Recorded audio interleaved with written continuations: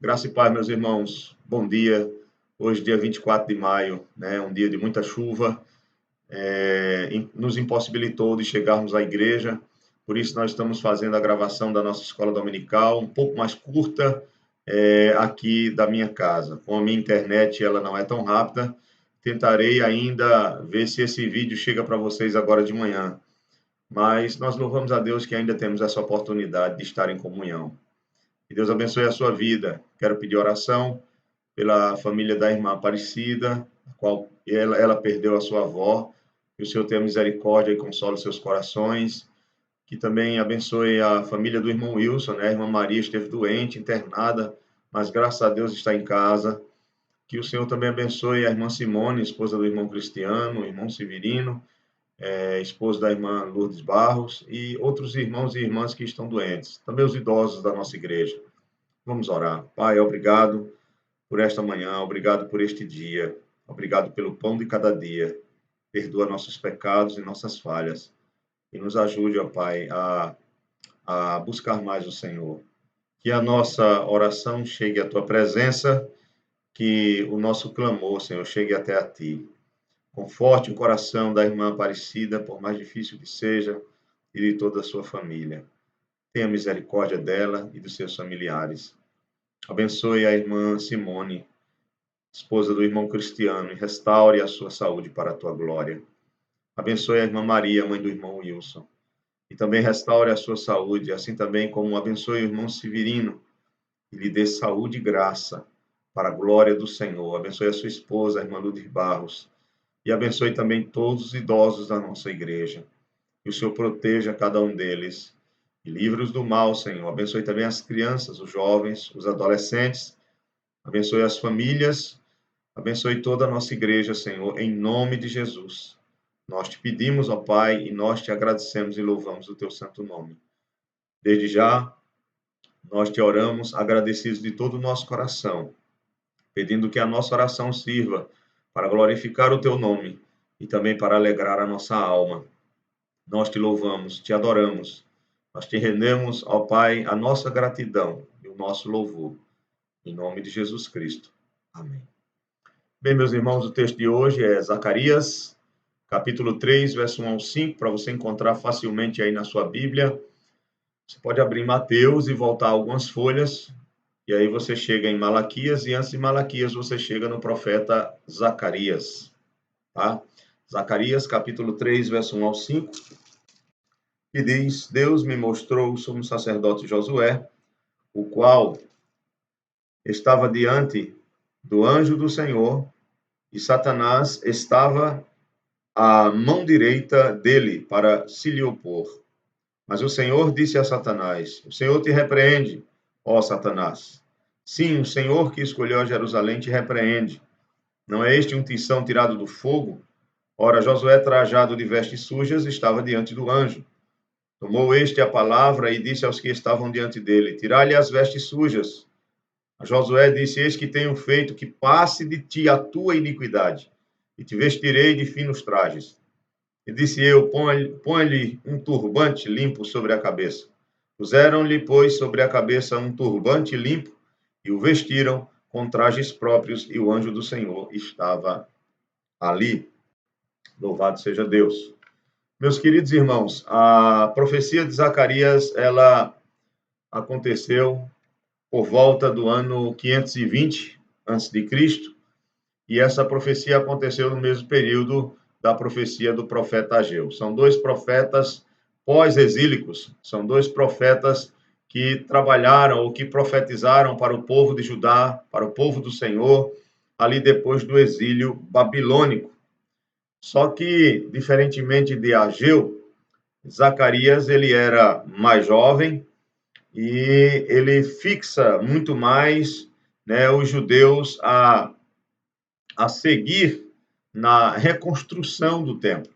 Ele foca muito mais a sua profecia nisso, tenta firmar o coração dos judeus que voltaram ali do exílio babilônico para confiarem no Senhor e reconstruírem aquele que seria o segundo templo, que teria uma glória muito menor do que o primeiro templo. Até porque, quanto mais se aproxima da segunda vinda de Cristo, é natural que essas coisas que servem apenas como símbolos, elas percam a sua glória, porque o verdadeiro tabernáculo, que é o próprio Deus vivendo entre nós, ou seja, o Emanuel, o Deus conosco, o Deus que tabernaculou, né, ou se fez carne, habitou e habitou entre nós, a glória dele, ela é plena. Então, tudo que vem antes apenas aponta para Jesus Cristo como nosso Salvador. E como os nossos estudos são sobre Jesus Cristo no Antigo Testamento, hoje de forma muito mais simples,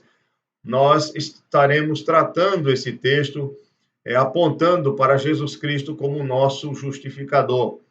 Ele, conforme muitos estudiosos, é identificado nesse texto que nós acabamos de ler, como o anjo do Senhor. Tanto que na sua Bíblia, os tradutores, né, que escrevem nossas versões, a minha versão é a Revista Atualizada, de João Ferreira de Almeida, então eles colocam anjo, a palavra anjo aí, o anjo do Senhor, com o anjo com A maiúsculo, justamente porque esse não é qualquer anjo, não é um dos anjos, dos santos anjos do Senhor, mas esse anjo, o anjo do Senhor aqui, provavelmente aponta para a segunda pessoa da Trindade.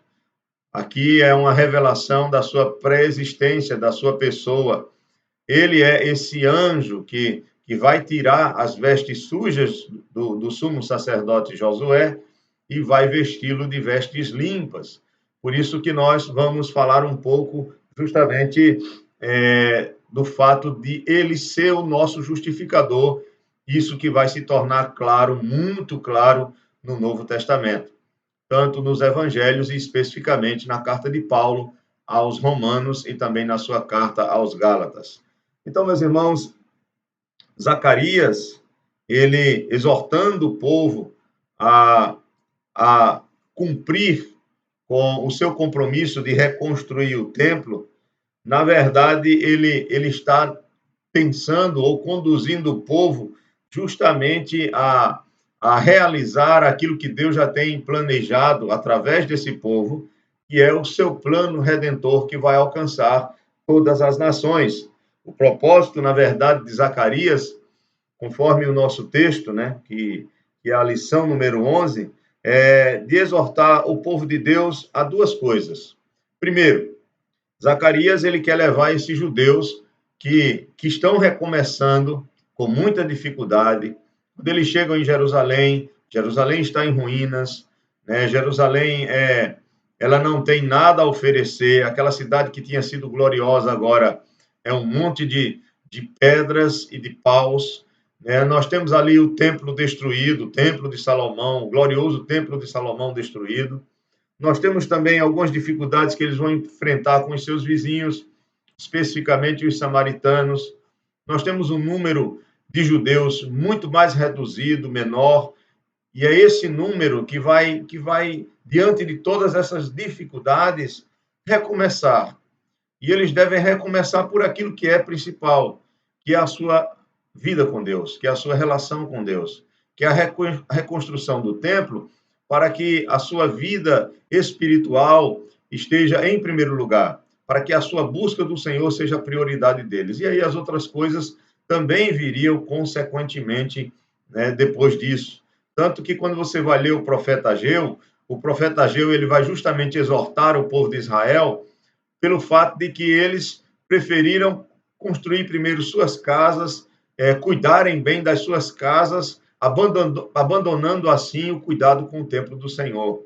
Então, são profetas contemporâneos e, no caso aqui, Zacarias, ele tem como um dos primeiros propósitos da sua profecia trazer esperança a esses judeus no infalível propósito eterno de Deus. A segunda coisa é que ele vai também profetizar para esse povo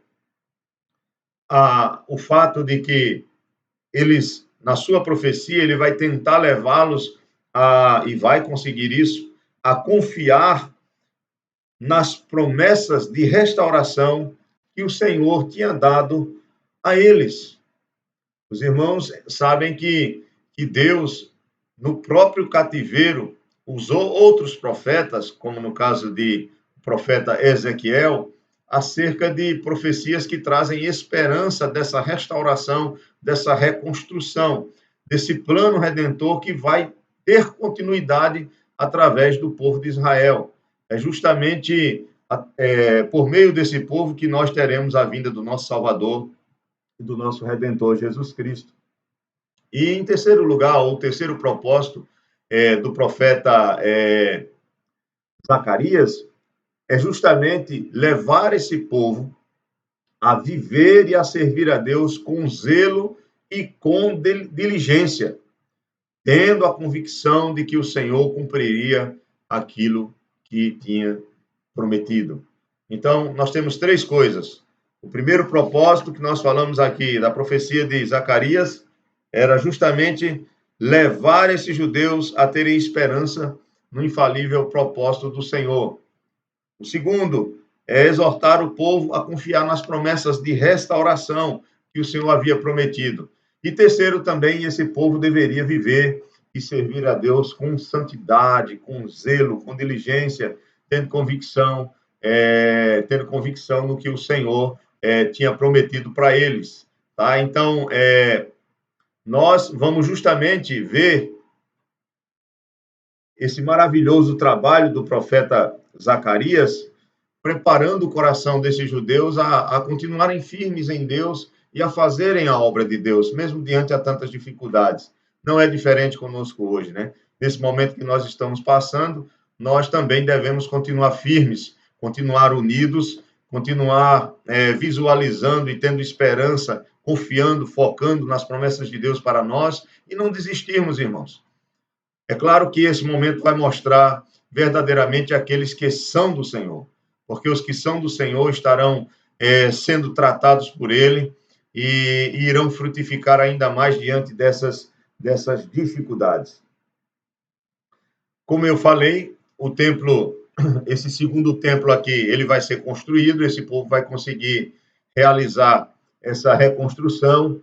Aqueles que viram a glória do primeiro templo, quando vem o segundo templo reconstruído, começam a chorar de tristeza, porque sabem que essa glória não se compara ao primeiro templo, mas como eu havia dito, é assim que vai ser. Cada vez mais esses símbolos eles vão perdendo a sua glória até a chegada da verdadeira habitação de Deus. Esses templos, ou tabernáculo, o templo de Salomão, o segundo templo, o templo de Herodes, eles apenas nos conduzem ao verdadeiro templo, ou à verdadeira habitação de Deus, que é aquele que se fez carne e habitou entre nós, Jesus Cristo, nosso Salvador.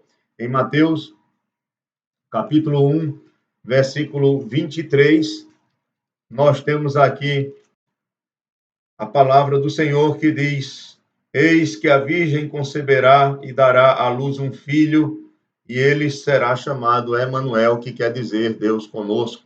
O templo, ele tinha a Arca da Aliança, e o templo, com tudo que continha nele, representava a presença do Senhor no meio do seu povo. Mas tudo isso apontava para o verdadeiro templo de Deus, que é Jesus Cristo, aquele que se fez carne e habitou entre nós para nos salvar, para nos redimir, para morrer em nosso favor, para nos justificar. E esse é o tema da nossa lição de hoje, a justificação. Jesus, o justificador. Jesus aqui é o anjo do Senhor. O anjo aqui que na sua Bíblia e na minha Bíblia é escrito com a primeira letra da palavra anjo, o A aí é maiúsculo, porque ele não é qualquer anjo, ele não é um santo anjo que faz parte das milícias celestiais, mas ele é o anjo do Senhor, ou seja, ele é a segunda pessoa da Trindade, aqui já revelada no Antigo Testamento. Aqui nós temos o Senhor, Deus, o Pai, e nós temos o anjo do Senhor. O texto que nós acabamos de ler em Zacarias, capítulo 3, versículo 1 ao 5, revela um julgamento. Revela um tribunal montado, onde nós temos um réu, que aqui é o sumo sacerdote Josué, e é interessante você saber que enquanto o profeta representa Deus para o povo, o sumo sacerdote representa o povo diante de Deus. E ele, como sumo sacerdote, diante desse tribunal, onde tem o Senhor, onde tem o anjo do Senhor, e tem também o seu acusador, que está ao seu lado direito, que aqui é chamado de Satanás, o adversário. Esse sumo sacerdote, ele está completamente calado, ele não dá uma palavra. Por quê? Porque suas vestes estão completamente sujas. Essa quarta visão de Zacarias, ela tem muito a nos ensinar. É claro que eu não vou entrar aqui em detalhes do contexto de Zacarias, porque aí a nossa mensagem iria ficar muito extensa e nós não teríamos tempo para passar isso para os irmãos hoje. O nosso propósito principal é falar aqui da situação do pecador diante de Deus e da justificação do pecador mediante o próprio ato gracioso de Deus por meio do seu Filho Jesus Cristo, o nosso Salvador. Então, quando você lê aqui Zacarias, capítulo 3, verso 1, diz assim: Deus me mostrou o sumo sacerdote Josué, o qual estava diante do anjo do Senhor, e Satanás estava à mão direita dele para se lhe opor. Então, a primeira parte da visão, dessa quarta visão do profeta Zacarias, é que nessa visão ele enxerga o sumo sacerdote, aquele que representa o povo. Vocês sabem que era a exigência de Deus que o sumo sacerdote, para chegar perante a sua presença, para sacrificar, ou para levar, ou para sacrificar os animais e levar o seu sangue diante da presença do Senhor, no dia da expiação, duas coisas tinham que acontecer. Primeiro, ele teria que se sacrificar pelos seus próprios pecados, e além disso, as suas vestes tinham que ser vestes especiais para esse serviço, e essas vestes especiais deveriam estar completamente limpas, porque representava a purificação e a santificação da vida dele. Depois de se sacrificar por si mesmo, aí sim ele estaria pronto para sacrificar pelo povo e assim receber de Deus o perdão através daquele ato, de que um inocente, no dia da expiação nós tínhamos 2 bodes, um bode que era sacrificado pelo pecado e o outro bode que era levado para o deserto. E esses 2 bodes aí, como representando o inocente que morria em favor do culpado. Então aqui nós temos um sumo sacerdote que está numa situação completamente oposta à da qual deveria estar diante de Deus. Nós temos um tribunal, nesse tribunal nós temos o Senhor, nós temos Satanás como acusador, nós temos o anjo do Senhor como aquele que vai justificar o homem, ou o sumo sacerdote Josué, que em vez de estar limpo, está completamente sujo. As suas vestes sujas representam justamente os seus pecados, e não somente os seus pecados, mas o pecado ou os pecados do povo a quem ele representa, os pecados do povo de Deus. Então, a ideia aqui é de que tanto o sumo sacerdote como o povo do Senhor estão completamente sujos, suas vestes são sujas, eles estão sujos pelos seus pecados. É interessante que há um texto bíblico que nos faz refletir sobre essa realidade do homem diante de Deus, que está no livro de Isaías. Se você abrir a sua Bíblia aí, deixe marcado em Zacarias capítulo 3 e volte para Isaías, volte algumas folhas aí e encontre o profeta Isaías, capítulo 64. E você vai ver que Isaías, no capítulo 64, no versículo 6, quando fala sobre a nossa justiça diante de Deus, ele diz: mas todos nós, como o imundo, e todas as nossas justiças, como o trapo da imundícia, todos nós murchamos como a folha, e as nossas iniquidades, como o vento, nos arrebatam. Paulo, falando sobre a nossa justiça própria, escrevendo aos Romanos, no capítulo 3, esse texto é bem conhecido de todos nós, ele vai dizer o seguinte, no versículo 10, ele diz: como está escrito, citando aqui o Salmo 14, verso 1 ao 3, e também o Salmo 53, verso 1 ao 3, ele diz, verso 10 aqui do capítulo 3 de Romanos, ele diz: como está escrito, Não há justo nenhum sequer. Não há quem entenda, não há quem busque a Deus. Todos se extraviaram, a uma se fizeram inúteis. Não há quem faça o bem, não há nenhum sequer. A garganta deles é sepulcro aberto, com a língua urde engano, veneno de víbora está nos seus lábios. A boca eles a têm cheia de maldição e de amargura, são seus pés velozes para derramar sangue. Nos seus caminhos a destruição e miséria, desconhecem o caminho da paz, não há temor de Deus diante de seus olhos. Então ele cita vários salmos, depois Salmo 5, depois Salmo 140, Salmo 10 e também Isaías 59 e Salmo 36. Então, ele cita vários textos do Antigo Testamento para mostrar que todo homem é pecador diante ou debaixo de Deus, diante da presença de Deus, e que pela sua própria justiça ele é incapaz de se tornar puro.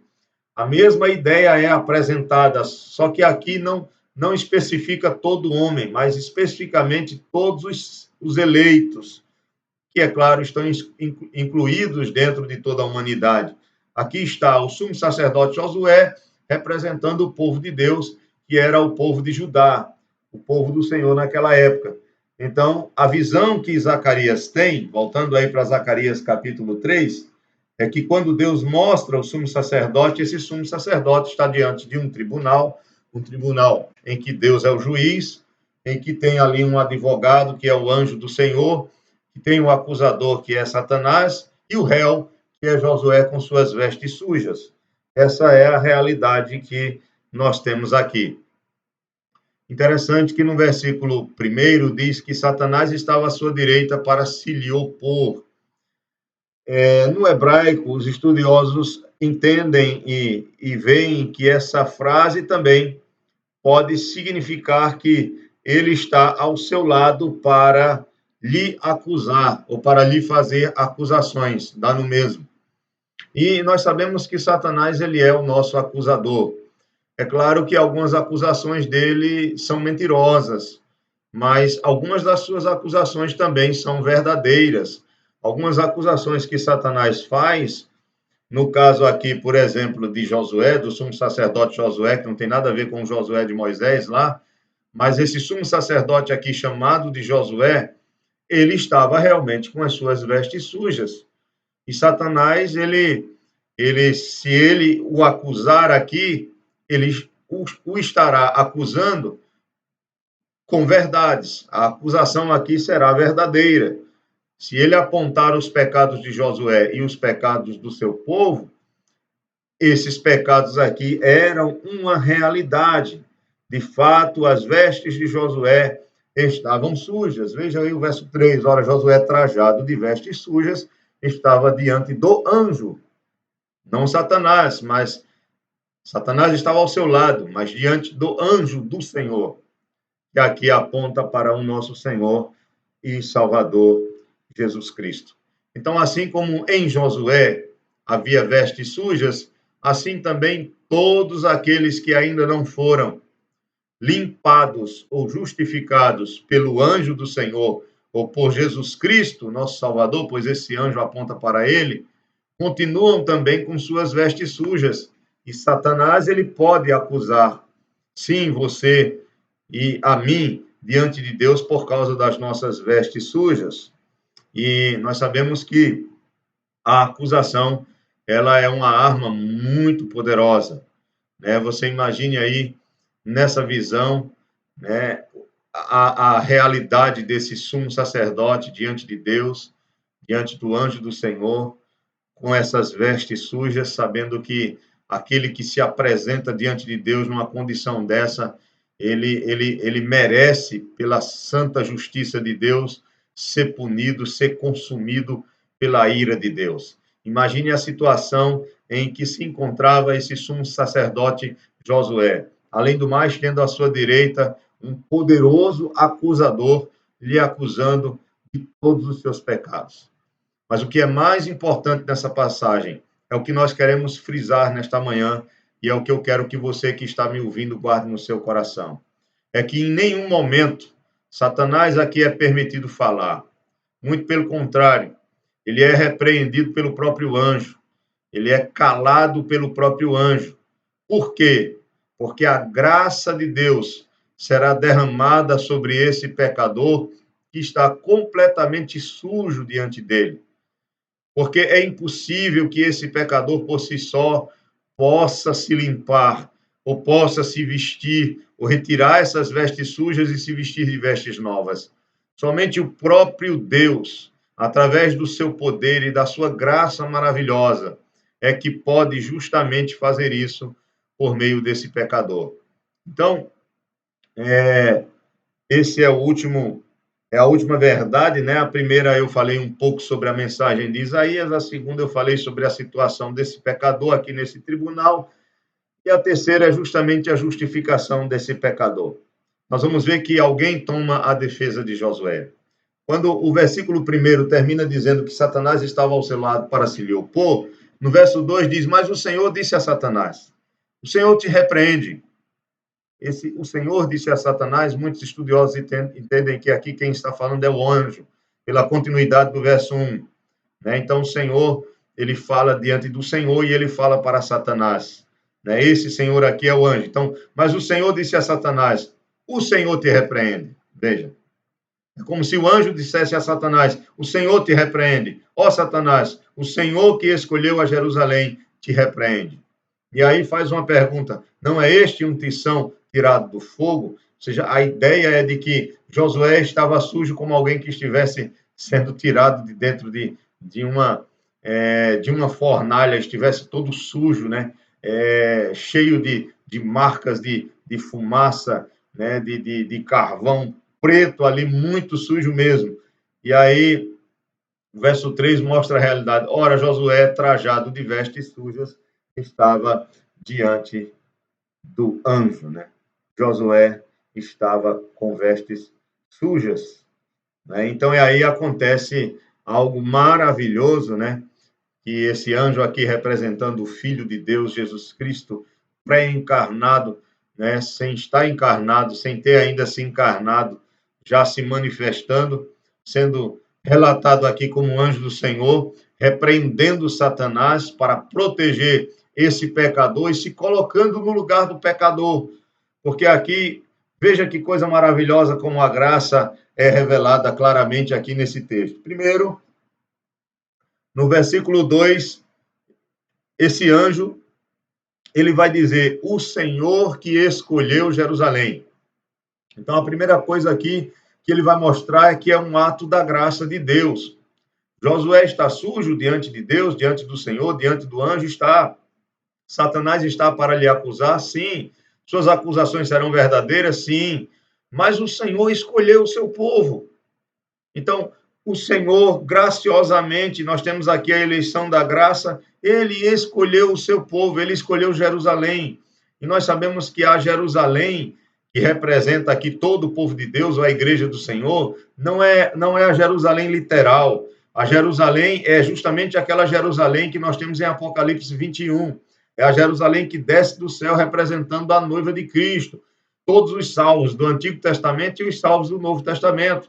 É o Israel espiritual, não o Israel que descende da carne, do sangue, mas o Israel que justamente descende das promessas que foram feitas a Abraão. São os filhos da promessa, é o Israel espiritual que Paulo vai falar isso claramente, tanto no capítulo 9 de Romanos, como também em Gálatas. No livro de Gálatas, Paulo vai falar isso claramente. Ele fala no capítulo 3, no capítulo 4, ele vai falar sobre os filhos de Deus que vêm da promessa.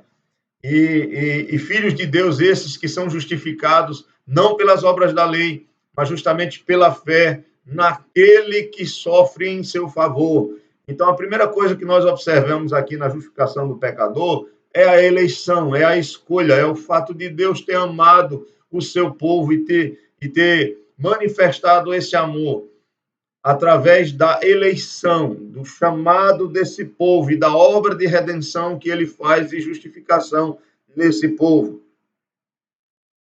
E aí, irmãos, para poder punir esse povo e ao mesmo tempo salvá-lo, é necessário que haja um substituto. Deus precisa punir o sumo sacerdote Josué, que está com as vestes sujas diante dele. Ele precisa derramar a sua santa ira, porque Josué é pecador e suas vestes representam justamente esses pecados. O povo de Deus, representado pelo sumo sacerdote Josué, também é pecador e precisa ser punido. Como Deus pode salvar esse povo, limpar esse povo e, ao mesmo tempo, punir os seus pecados? Lavar essa sujeira pela pessoa do substituto. E, mais uma vez, o substituto está aqui, o anjo do Senhor. O que é que diz aqui o versículo 4? Tomou este a palavra, este quem? O anjo, e disse aos que estavam diante dele. Nós não precisamos querer entender todos os detalhes da visão, porque aí nós vamos incorrer no erro de interpretação. O que mais nos importa é a verdade central. Tomou este a palavra e disse aos que estavam diante dele: tirai-lhe as vestes sujas. A Josué disse: eis que tenho feito, veja, eis, é o anjo que está falando, eis que tenho feito que passe de ti a tua iniquidade e te vestirei de finos trajes. E te vestirei de finos trajes. Quando nós abrimos mais uma vez em Isaías, no capítulo 1,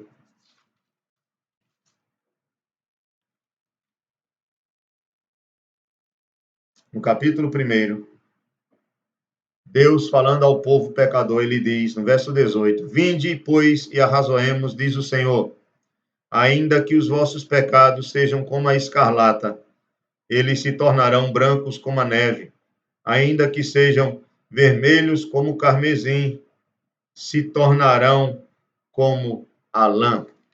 O que é que acontece aqui, irmãos?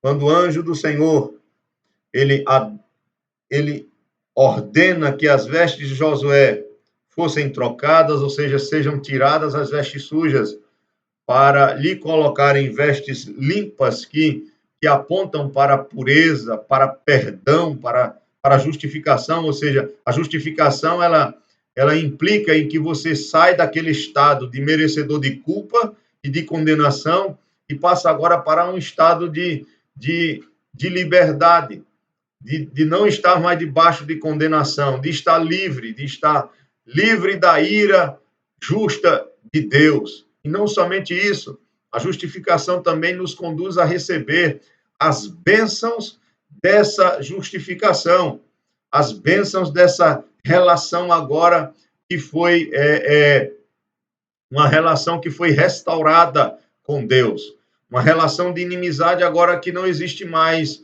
uma aliança que foi restabelecida, uma nova aliança no qual aquele que foi limpado por Deus recebe todas as bênçãos dessa purificação.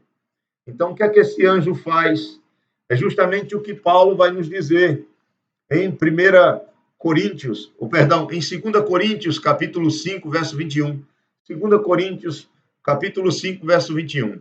Na verdade, esse anjo, ele vai vestir essas vestes sujas para poder sofrer a ira do Pai contra esses pecados que essas vestes representam, para que ele, o anjo do Senhor, ou seja, Jesus Cristo, nosso Salvador, ao vestir essas vestes sujas, ele sendo limpo, não tendo pecado, se faz pecado por nós, para que nós possamos receber a sua justiça. É isso que 2 Coríntios 5, 21 vai nos dizer. Diz, aquele que não conheceu pecado, ele o fez pecado por nós, para que nele fôssemos feitos justiça de Deus. Jesus, ele tomou as nossas vestes encardidas, sujas, e as colocou sobre si mesmo, recebendo em nosso lugar o castigo que todos nós merecíamos pelos nossos pecados. Essa é a verdade desse texto, de maneira simples, rápida e clara. Podemos concluir dizendo que o pecado nesse texto é retratado pela ideia de vestes sujas, de sujeira, de imundícia, de uma coisa nojenta. O pecado, ele é imundo, e nós vemos essa imundícia em nossos pensamentos, em nossos desejos, em nossas palavras e em nossas ações. Porém, esse texto, acima de tudo, nos ensina que o anjo do Senhor, ele silencia as acusações de Satanás contra nós, porque esse próprio anjo do Senhor que prefigurava o Filho de Deus, Jesus Cristo. E quando nós olhamos para o Novo Testamento, vemos o próprio Jesus fazendo isso. Jesus, ele assume o nosso lugar, ele assume a nossa culpa. Ele se faz pecado não tendo pecado. Ele se deixa sujar pela nossa sujeira, para que através do seu sofrimento, sendo punido em nosso favor, ele possa nos limpar. E agora Satanás não pode mais nos acusar, porque nós, em Cristo, somos justificados.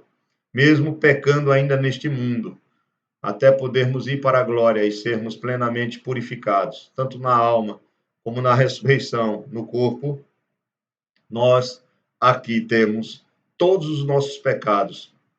Se crermos em Cristo e na obra de Cristo em nosso favor, todos os nossos pecados do passado, de hoje e do amanhã já foram perdoados, já estão perdoados e nós já estamos purificados com vestes limpas que o Senhor já nos deu, o Senhor Jesus Cristo, pela sua gloriosa obra sacrificial expiatória na cruz do Calvário. É Ele quem nos justifica. Jesus silencia Satanás, não por negar que somos pecadores, mas por declarar que tudo que fez de modo perfeito, Ele fez em nosso lugar e para o nosso benefício. Eu encerro lendo Romanos, capítulo 3.